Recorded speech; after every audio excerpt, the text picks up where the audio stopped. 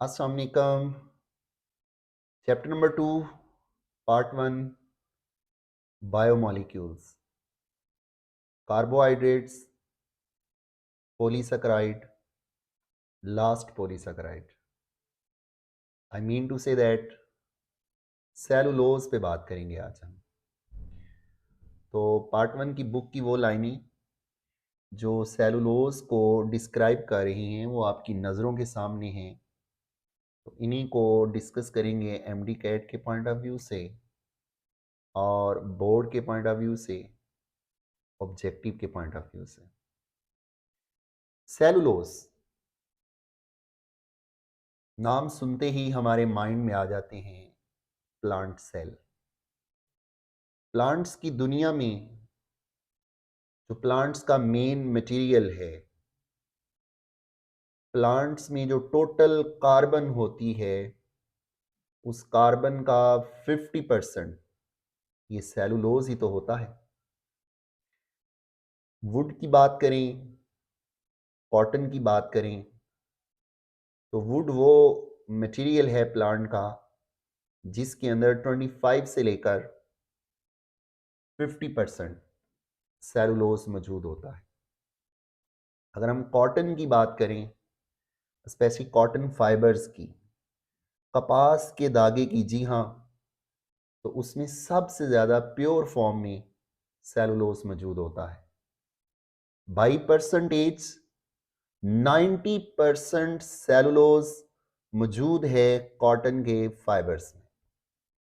जी हाँ, तो कॉटन में 90% पाया जाने वाला सेलुलोज और प्लांट्स का जो वुडी मटेरियल है, इस वुड फाइबर्स के अंदर जो मेन कंट्रीब्यूशन है वो इसी सेलुलोज का है। दैट्स वाई इसकी जो वजह शोहरत है, जो ऑब्जेक्टिव सेवरल टाइम आ चुकी है कि which of the following is most abundant carbohydrate in nature.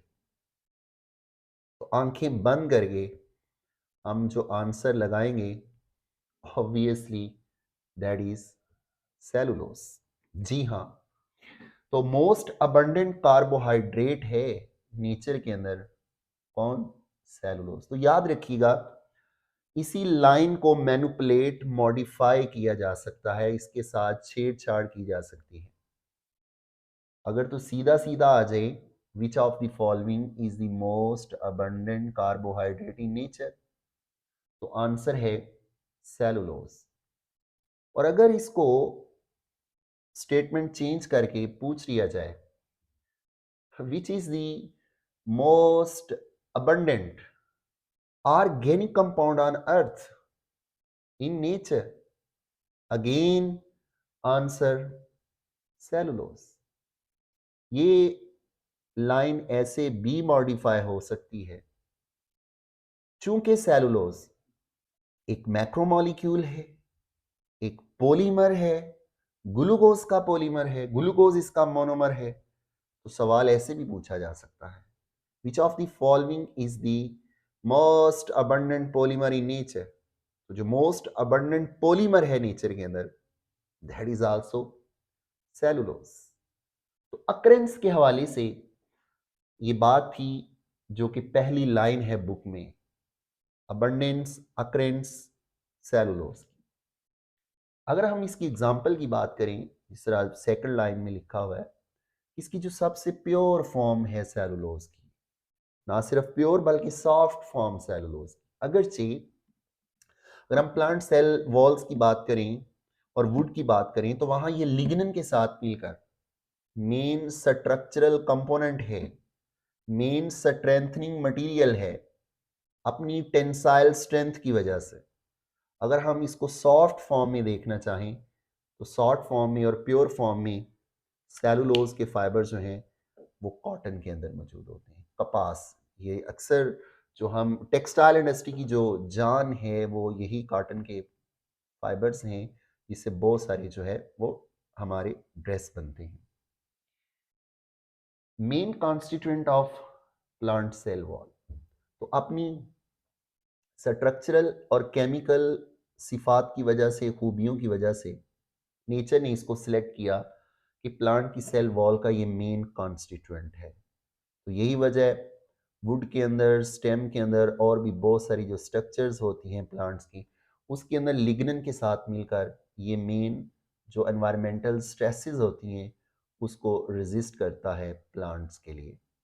तो मेन कॉन्स्टिट्यूएंट है प्लांट सेल वॉल का। और याद रखिएगा, तो ज़्यादातर स्टूडेंट्स के इल्म में यही होता है कि प्लांट की जो सेल वॉल है उसी के अंदर main cellulose, specially primary wall जो होती है, प्राइमरी वॉल अगर हम इसको रिलेट करें चैप्टर नंबर 4 के साथ, तो जहाँ पे सेल वॉल की डिस्क्रिप्शन है, डिटेल है, वहाँ पे जो प्राइमरी वॉल है, एक्चुअली जो प्राइमरी वॉल है सेल वॉल की, ये उसका मेन कॉन्स्टिट्यूएंट है प्राइमरी वॉल। कॉटन में भी मौजूद है, वुड में मौजूद है, सेल वॉल्स में ये मौजूद है। याद रखिएगा, दुनिया में कुछ एनिमल्स भी ऐसे हैं जिनके अंदर सेलुलोज या सेलुलोज लाइक एक कंपाउंड पाया जाता है। चैप्टर नंबर 10 के साथ रिलेट करेंगे इस बात को। फाइलम कॉर्डेटा, उसके अंदर एक सब फाइलम हमने पढ़ना है जिसके अंदर हम ट्यूनिकेट्स स्टडी करते हैं। ट्यूनिकेट्स, तो ट्यूनिकेट्स वो एनिमल्स हैं जिनकी ट्यूनिक जो है उसके अंदर एक ट्यूनिसन जो है वो कि सेलुलोज से क्लोजली रिजेंबल मॉलिक्यूल है, मीन्स को नॉर्मली एनिमल सेलुलोज कहा जाता है। तो ना सिर्फ ये प्लांट की प्राइमरी वॉल में पाया जाता है, बल्कि जो ट्यूनिकेट्स हैं, इन ट्यूनिकेट्स की जो ट्यूनिक होती है उसके अंदर ये मौजूद है ट्यूनिसन की फॉर्म में। इन्हीं ट्यूनिकेट्स के बारे में चैप्टर नंबर 10 में इसका रेफरेंस आपको मिल जाएगा ट्यूनिकेट्स के बारे में। अगर हम इसकी प्रॉपर्टीज़ की बात करें मज़ीद, तो ये पानी के अंदर इंसॉल्युबल है। बाकी पॉलीसेकेराइड भी, ग्लाइकोजन, स्टार्च भी पानी में इंसॉल्युबल थे, सेलुलोज भी पानी के अंदर जो है वो इंसॉल्युबल। यही वो खूबी है सेलुलोज की जिसको मेन स्ट्रक्चरल मटेरियल बनाता है प्लांट के अंदर। तो स्टार्च को और ग्लाइकोजन को स्टोरेज पॉलीसेकेराइड कहा जाता है, जबकि सेलुलोज को अपनी इंसॉल्युबिलिटी की वजह से और लिग्निन के साथ जो ये स्ट्रेंथ कॉन्फर करता है प्लांट के अंदर, इसको स्ट्रक्चरल पॉलीसेकेराइड के नाम से याद किया जाता है। Which of the following is the main structural polysaccharide in plants? तो अगेन आंसर होगा सेलुलोज। हाइड्रोलाइज, अगर हम इसके स्ट्रक्चर की बात करें सेलुलोज की, तो सेलुलोज का जो मॉलिक्यूल है वो सिंगल फॉर्म में नहीं होता। एक्चुअली सेलुलोज के मॉलिक्यूल्स चेन्स की फॉर्म में होते हैं। तो अप्रॉक्सीमेटली एक माइक्रोफिब्रल जो है, जो छोटा धागा होता है कॉटन का, उसके अंदर 2000 चेन्स होती हैं सेलुलोज के मॉलिक्यूल्स की। और याद रखिएगा, हर चेन के अंदर तकरीबन 3000 ग्लूकोज के यूनिट्स होते हैं, इन्हें ग्लूकोज रेजिड्यू कहते हैं। तो अप्रॉक्सीमेटली एक माइक्रोफिब्रल के अंदर 2000 जो हैं वो सेलुलोज की चेन्स हैं, जो कि कुछ जगहों पे पैरेलल और कुछ जगहों पे एंटी पैरेलल होती हैं। जबकि याद रखिएगा, टोटल जो ग्लूकोज के रेजिड्यू होते हैं माइक्रोफिब्रल में, जो सेलुलोज के मॉलिक्यूल्स होते हैं, वो अप्रॉक्सीमेटली 6000, जी हाँ सही सुना आपने, कमोबेश 6000 के करीब ग्लूकोज के मॉलिक्यूल्स मिलकर बनाते हैं एक माइक्रोफिब्रल सेलुलोज का। स्पेशली अगर हम कॉटन की बात करें, तो याद रखिएगा जो मेन प्रॉपर्टीज हैं, फिजिकल और केमिकल प्रॉपर्टीज सेलुलोज की, जो इसको बाकी पॉलीसेकेराइड से मुमताज कर रही हैं, डिफरेंशिएट कर रही हैं, वो है इसकी चेन के अंदर, चूंकि ये लीनियर अनब्रांच्ड और लीनियर मॉलिक्यूल्स होते हैं ग्लूकोज के, दैट्स वाई इसको पॉलीसेकेराइड ऑफ ग्लूकोज कहते हैं। तो याद रखिएगा, ग्लाइकोजन में, स्टार्च में और सेलुलोज में एक चीज कॉमन है, these are all polysaccharides of glucose, और यही वजह है इन तीनों को हम होमोपोलीसैकेराइड्स के नाम से याद करते हैं। होमो मीन सेम, जिनके रिपीटिंग यूनिट्स जो हैं वो पॉलीसैकेराइड, जिनके रिपीटिंग यूनिट्स क्या हैं, सेम है, और सेम जो यूनिट है ग्लूकोज रेजिड्यू, वो इन तीनों के अंदर जो है वो कॉमन है। और याद रखिएगा इसकी जो स्ट्रक्चरल सिमिलैरिटी है वो अल्फा अमाइलोज के साथ है। स्टार्च की जो फॉर्म अमाइलोज वो भी अनब्रांच्ड होती है, बस फर्क ये है अमाइलोज के अंदर अल्फा 1,4 ग्लाइकोसिलिक बॉन्ड होता है, जबकि सेलुलोज के स्ट्रक्चर के अंदर बीटा 1,4 ग्लाइकोसिलिक बॉन्ड होता है।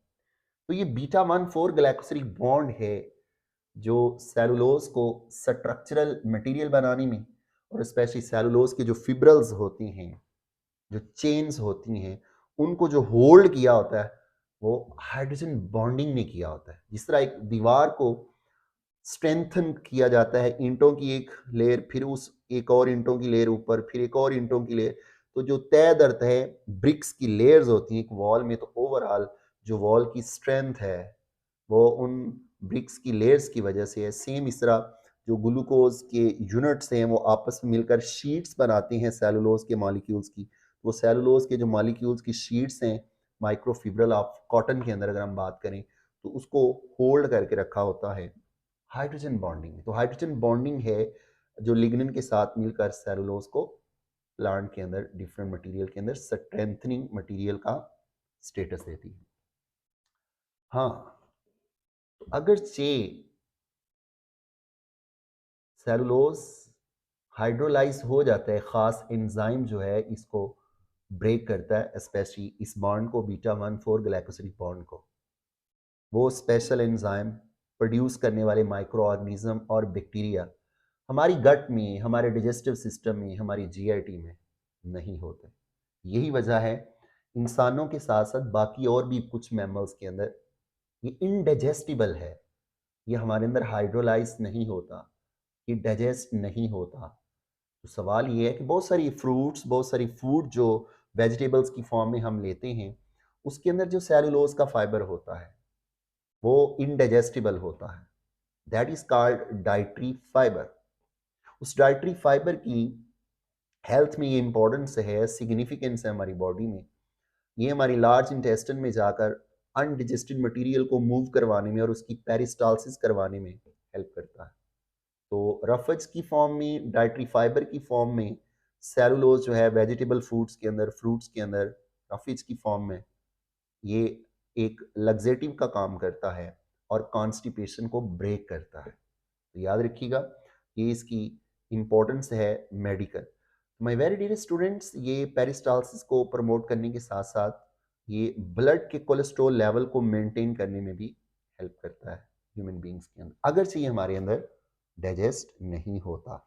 उसकी वजह ये है जिन हर्बीवोर्स के अंदर, जिस तरह कॉज हैं, बफलोज हैं, शीप हैं, इनके अंदर ये इजीली डाइजेस्टेबल है। उसकी वजह ये है उनकी गट के अंदर, उनकी रूमन के अंदर खास बैक्टीरिया, प्रोटोजोन और फंजाई होती हैं जो सेलुलेज प्रोड्यूस करती हैं। तो ये सेलुलेज प्रोड्यूस करने वाले एनिमल्स के अंदर सेलुलोज को इजीली डाइजेस्ट किया जा सकता है। तो फिर उसी सेलुलोज को डाइजेस्ट करने के बाद सेलुलेज जो ग्लूकोज मिलता है उसकी फर्मेंटेशन से उस ग्लूकोज को यूटिलाइज किया जाता है। कीप इट रिमेंबर, यही सेलुलोज ना सिर्फ हर्बीवोर्स के अंदर है बल्कि टर्माइट्स, चैप्टर नंबर 7, टर्माइट्स जिनकी गट के अंदर ट्राइकोनिम्फास और उन ट्राइकोनिम्फास के अंदर स्पायरोशीट बैक्टीरिया होते हैं, वो स्पायरोशीट बैक्टीरिया एक्चुअली ये एंजाइम प्रोड्यूस करते हैं। और टर्माइट्स जो वुड यूज करता है, वुड खाता है, उसकी डाइजेशन होती है उसके अंदर सेलुलोज की और ग्लूकोज मिलता है। सेम इस तरह चैप्टर नंबर 10 वहां पे शिप वर्म्स के बारे में, फाइलम मोलस्का की इकोनॉमिक इंपॉर्टेंस के अंदर लिखा है। शिप वर्म्स वो पैथोजेनिक मोलस्क होते हैं समंदर के अंदर, जो बहरी जहाज़ों की जो लकड़ी होती है और उस लकड़ी में जो सेलुलोज होता है उसको डाइजेस्ट करने की एबिलिटी रखते हैं। तो सेम शिप वर्म्स के अंदर ट्रीडो, ट्रीडो के नाम से मेंशन है चैप्टर नंबर 10 के अंदर, उसके अंदर स्नेल्स के अंदर और टर्माइट्स के अंदर ये मौजूद है सेलुलेज एंजाइम हर्बीवोर्स के साथ साथ। तो याद रखिएगा यही वो एंजाइम है जो एक्चुअली सेलुलोज के मॉलिक्यूल में बीटा 1,4 ग्लाइकोसिलिक बॉन्ड को ब्रेक करता है, काटता है। तो दैट्स वाई सेलुलोज को बीटा ग्लूकोसाइडेज भी कहते हैं। ये एक अमाइलेज ग्रुप की टाइप है। अमाइलेसिस जो कार्बोहाइड्रेट्स को डाइजेस्ट करने वाले एंजाइम की फैमिली है। तो बीटा ग्लूकोसाइडेज, तो beta glucosidase actually chemical name है सेलुलेज का, और सेलुलेज फंक्शनल नेम है क्योंकि ये वो एंजाइम है जो सेलुलोज को ब्रेक करता है, ग्लूकोज के रेजिड्यू के दरमियान जो बीटा 1,4 ग्लाइकोसिलिक बॉन्ड है उसको ब्रेक करता है। आयोडीन के साथ बायोकेमिकल टेस्ट करें तो कोई कलर नहीं देता, एक डायग्नोस्टिक टेस्ट है सेलुलोज का। ओवरऑल वुड की जो इंपॉर्टेंस है वो सेलुलोज की ही वजह से और लिग्निन की वजह से। तो वुड से जो फर्नीचर बनता है, जो टूल्स बनते हैं, और इवन के जो रोप्स जो बनते हैं और जो सैक्स बनती हैं, उनके अंदर जो है सेलुलोज। इसी तरह रेयन और नाइट्रोसेलुलोज जो हैं ये भी एक्चुअली मॉडिफाइड फॉर्म है किसकी, सेलुलोज की, जिसकी बहुत ज़्यादा कमर्शियल इंपॉर्टेंस है। पेपर बनाने में भी इवन के सेलुलोज जो है वो, it's all about the brief introduction and the properties and the importance of last homopolysaccharide, that is called cellulose.